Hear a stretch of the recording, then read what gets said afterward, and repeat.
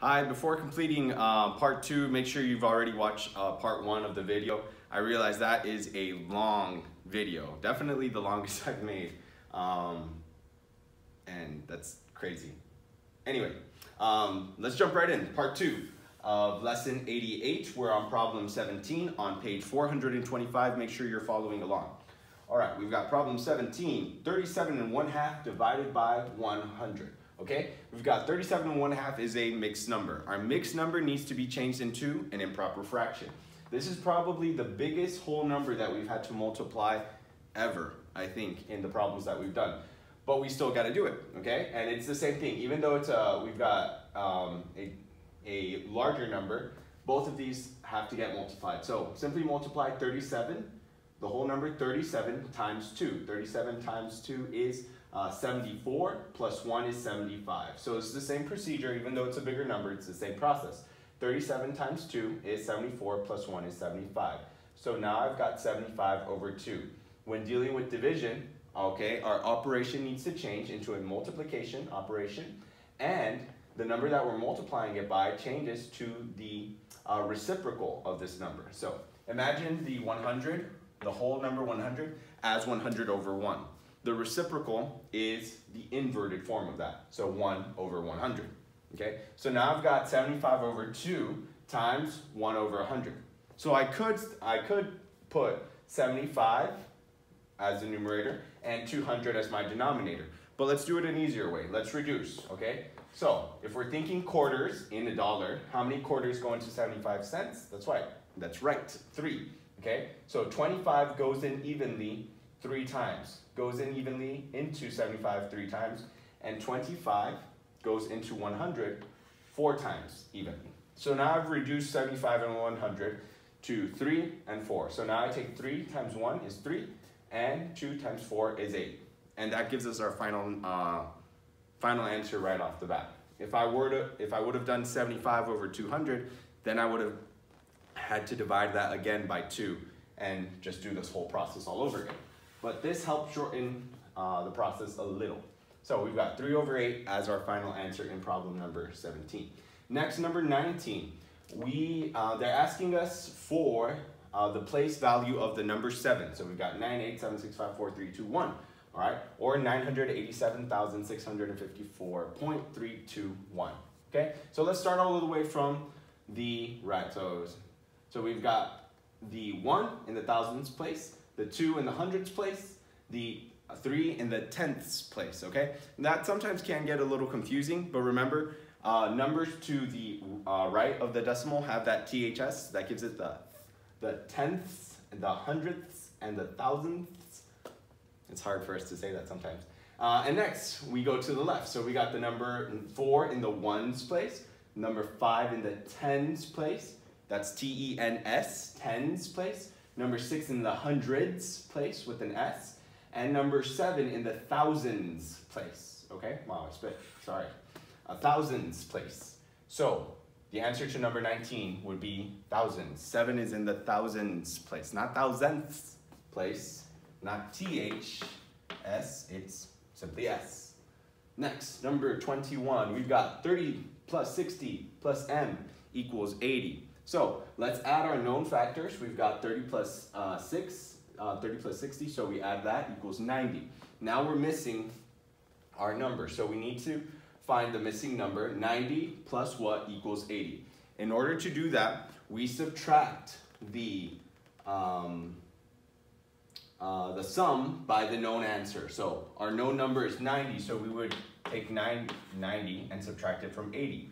180 minus 90 equals, well, let's write it down here, equals 90. So that gives us our final answer. M equals 90. So if you were to substitute M for 90 here, 90 plus 90 equals 180. Next, number 23, using the graph on page 426. You see books read this year. We see how many books Johnny read, how many books Mary read, and how many books Pat read. If you see at the bottom, there's a little key, and you see that each book illustration there represents 4 books, okay? So Johnny on the graph Johnny on the graph has 3 books, okay? And if those 3 books equals 4, well, I simply set it up like this. He's got 3 books. Each of the books equals 4, so 3 times 4 equals 12. Johnny read 12 books this year. Way to go, Johnny. All right, and next, number 25. You go ahead and answer number 24 on your own, but number 25, you have to set it up on your own. Don't use this one. It says, write a question that refers to the graph and answer the question, okay? So this is my question. Don't copy my question. Make a question on your own using the graph. So something like this. How many books did Johnny and Mary read? So we take the combined number of Johnny and Mary's books. So Johnny had 3, Mary has 6. So how many did I have? No, Johnny had 3, Mary had 1, 2, 3, 4, 5. Mary had 5. So we add those together. 5 plus 3 is 8, and then we multiply. Oh no, they don't represent 4. I did that wrong, my bad. I'm glad you didn't catch that, or I'm glad I caught that. All right, each book represents 4, not 3. Okay, so make sure you do your problem, right? So they've got 8 total, and each of those 8 books equals 4 to give us the final answer, 32. All right, so Mary and Johnny together combined read 32 books. All right, next, number 27. We've got, what percent of a gallon is a quart? Okay, so what percent of a gallon is a quart? So I set up my problem like this. 1 quart, okay, there are 4 gallons in a quart, so the quart to gallon fraction is represented as 1/4, all right?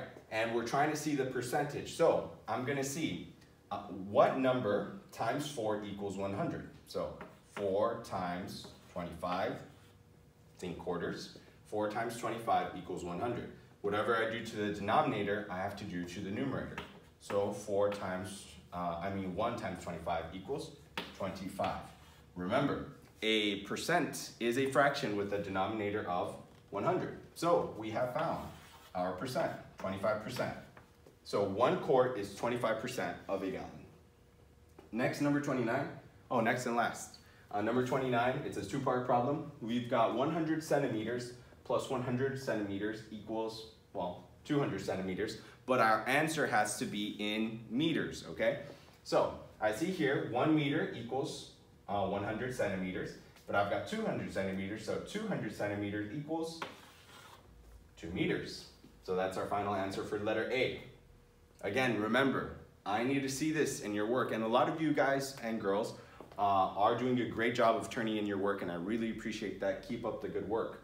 But there are some of you that are putting number 29, and all you write is 2 meters. Unacceptable. I need to see this. I need to see that you're participating. I need to see that I'm not the one doing all the work. You need to put in the work as well, okay? So make sure you're writing out your problems as we go, especially on the even number problems.